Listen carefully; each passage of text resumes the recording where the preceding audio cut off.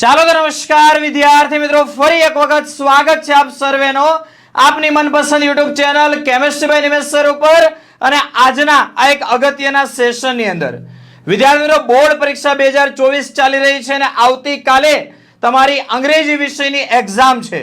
તો વિદ્યાર્થી મિત્રો આવતીકાલના પેપર માટે ધોરણ 12 સાયન્સની અંદર કેટલાક અગત્યના એસે અને શોર્ટ નોટ જે છે જેને આપણે આઈએમપી કહી શકીએ કે જે આવતીકાલની એક્ઝામની અંદર આવવાની શક્યતા છે. તો એનું એક લિસ્ટ તૈયાર કર્યું છે જે તમને અમે બતાવવાના છીએ. પણ વિદ્યાર્થી મિત્રો ખાસ અહીંયાથી તમને જે એસે અને શોર્ટ નોટ બતાવવામાં આવે છે આટલી તો ખાસ કરવાની જ છે. પણ વિદ્યાર્થી મિત્રો માત્ર આઈએમપી નો આધાર રાખવાનો નથી. આ વસ્તુ પૂછાઈ શકે અમારા એક્સપિરિયન્સ પ્રમાણે અમે કહીએ છીએ. તો ખાસ આટલી શોર્ટ નોટ અને એસે તૈયાર કરવા અને બાકીના તમને જે કઈ જરૂર લાગતા હોય એના ઉપર પણ એકવાર નજર જરૂર ફેરવી લેવી. આગળની માહિતી સર તમને આપશે અને આજના આ સેશનની આપણે શરૂઆત કરીશું. કેમ છો મિત્રો? તો હવે મિત્રો તમારા કેટલાક વિદ્યાર્થીઓની ડિમાન્ડ હતી કોમેન્ટની અંદર કે સર આઈએમપી એસે અને શોર્ટ નોટ આપી દો જેથી કરીને અમને વાંચવાનો ખ્યાલ આવે કે અમારે કયા એસે વાંચવા અથવા કઈ શોર્ટ નોટ વાંચવી.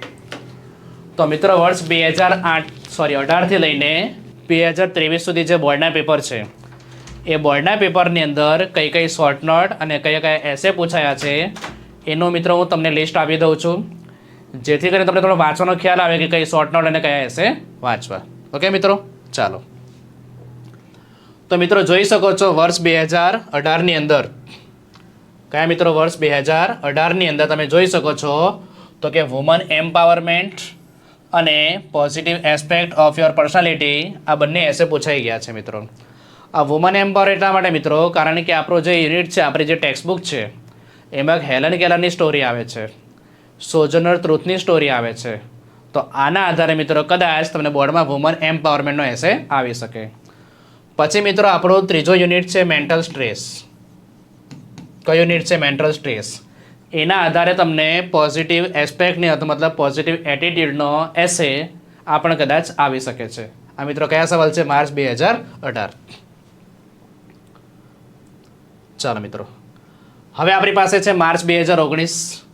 તો મિત્રો માર્ચ 2019ની અંદર તમે લોકો જોઈ શકો છો તો કે આપણે હેલન કેલરની શું પૂછાયો છે મિત્રો? એસે પૂછાયો છે. મતલબ કે હેલન કેલરનો આખો તમારે ડેટા લખવાની છે મિત્રો. આ તમારા માટે નવું નામ નથી. ધોરણ 10ની અંદર પણ હેલન કેલરનો પાઠ આવે છે. ફરી પાછો જો મિત્રો રિપીટ થયો 2019ની અંદર positive aspect of your personality. મતલબ એમ થાય કે 2018માં પૂછાયેલો એસે 2019માં પણ પૂછાયો છે. ચાલો મિત્રો આગળ વધીએ. 2020ની વાત કરીએ તો ઇન્ડિયન ઇલેક્શન મતલબ કે ભારતની ચૂંટણી ભાઈ. તારીખ જાહેર થઈ ગઈ મિત્રો. કોની? ચૂંટણીની. ચાલો ફરી પાછું વુમન એમ્પાવરમેન્ટ મિત્રો રિપીટ થયું. સૌથી પહેલાં ક્યારે પૂછાયેલું? 2018માં. અને ફરી પાછું ક્યારે પૂછાયું? 2020માં.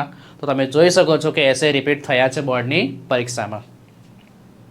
ચાલો મિત્રો આગળ વધીએ. 2021માં આ મે મહિનો છે મિત્રો. ઓકે, તો ત્યારે hard work always bear good futures. મતલબ એમ થાય કે મહેનતનું ફળ હંમેશા મીઠું હોય છે. મહેનતનું ફળ કેવું હોય છે મિત્રો? મીઠું. ફરી પાછું હેલન કેલર રિપીટ થયું મિત્રો જોઈ શકો છો. My grand parents. કયા પાઠના આધારે? તો કે પાઠ નંબર 4 તમારું ધ એડજસ્ટમેન્ટ. કયું મિત્રો? ધ એડજસ્ટમેન્ટ, જેમાં નાના અને નાનીની સ્ટોરી આવે છે મિત્રો. તો એ પણ એસે પૂછાઈ ગયો છે. ચાલો મિત્રો માર્ચ 2022ની અંદર જોઈ શકો છો ફરી પાછો મિત્રો એસે રિપીટ થયો. કયો? My grand parents. હો ને, ગ્રેન્ડ પેરેન્ટ્સ પર કદાચ બોલી શકાય મિત્રો.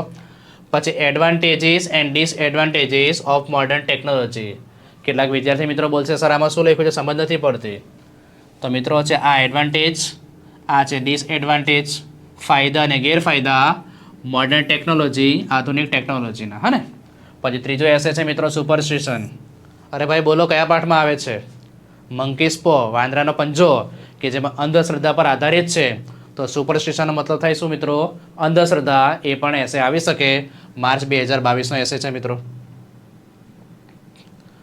અને મિત્રો ગયા વર્ષે મતલબ કે માર્ચ 2023ની અંદર જે એસે પૂછાયેલા છે માય ફેવરિટ કાર્ટૂન સિરીઝ.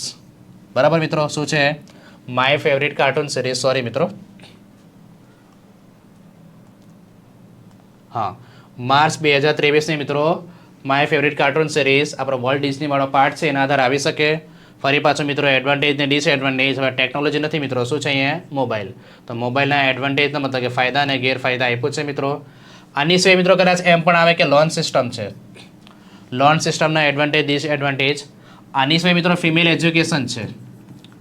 શું મિત્રો? ફિમેલ એજ્યુકેશન છે મિત્રો. તો આના આધારે પણ મિત્રો એસે તમને આવી શકે. સરે તમને વાત કરી, હું પાછો રિપીટ કરી દઉં છું. માત્ર આ જ એસે કરીને જવાના છે એવું છે નહીં, પણ મેં તમને બતાવી દીધું મિત્રો કે 2018થી લઈને 23 સુધી બોર્ડની પરીક્ષામાં કયા કયા પ્રકારના એસે પૂછાયા છે. તો તમે વાંચો, તમને ખ્યાલ આવે કે કયા પ્રકારના એસે વાંચવા જોઈએ. ઓકે મિત્રો, ચાલો આગળ વધીએ. એસે પછી મિત્રો આવે છે શોર્ટ નોટ. તો માત્ર મિત્રો એસે કેટલા માર્ક્સનો પૂછાય? 7 માર્ક્સનો.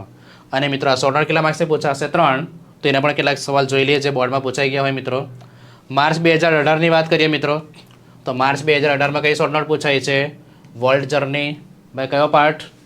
બીજો પાર્ટ. ચલો, મેજિક ઓફ મંકીઝ પો લગભગ 6ઠ્ઠો કે 7મો પાર્ટ છે, તમે જોઈ લેજો.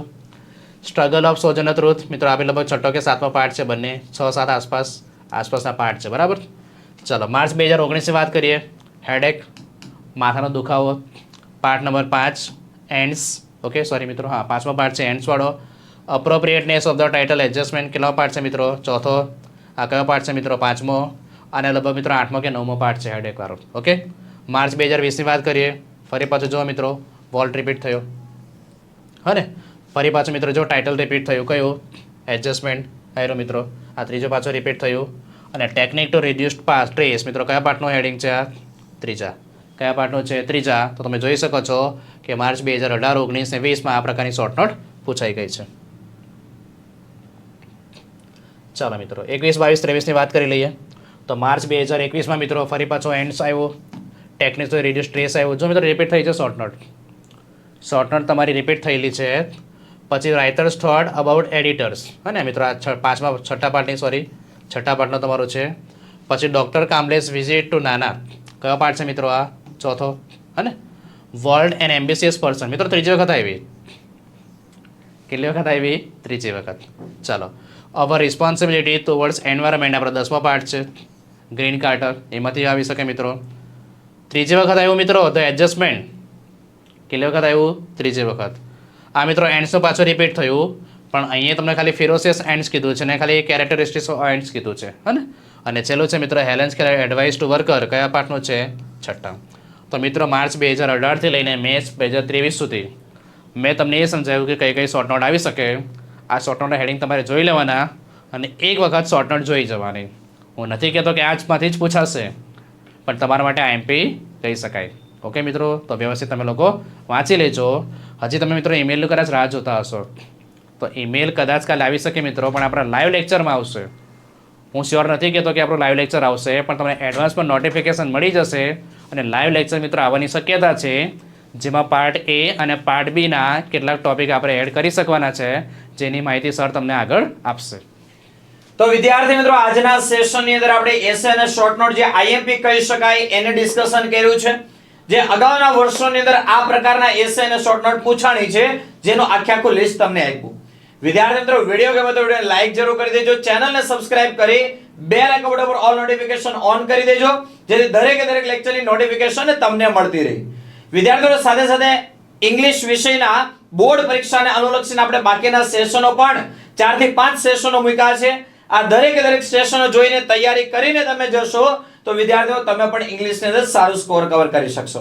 સરે કીધું એમ આવતીકાલે એટલે કે તમારી પરીક્ષાના દિવસે સવારે પણ આપણે એક સેશનનું આયોજન કરવા જઈ રહ્યા છીએ. શક્ય હશે તો આવતીકાલે સવારે 10 વાગ્યાથી લઈ 10:30 વાગ્યા આસપાસ એ સેશન હશે. તો ચેનલને સબસ્ક્રાઇબ કરીને બેલ આઇકન પર ઓલ નોટિફિકેશન ઓન કરેલું હશે તો એ લેક્ચરની નોટિફિકેશન પણ તમને મળી જશે, જેની અંદર હવે આખો ઓવરવ્યુ આપશો અને જે કાંઈ પણ ઇમ્પોર્ટન્ટ ટિપ્સ એન્ડ ટ્રિક્સ હશે એ પણ તમારી સાથે શેર કરીશું. તો આજના સેશનને આપણે અહીંયા એન્ડ કરીએ છીએ. નેક્સ્ટ સેશન અંદર આપણે ફરી પાછા મળીએ. ત્યાં સુધી બાય બાય, આવજો.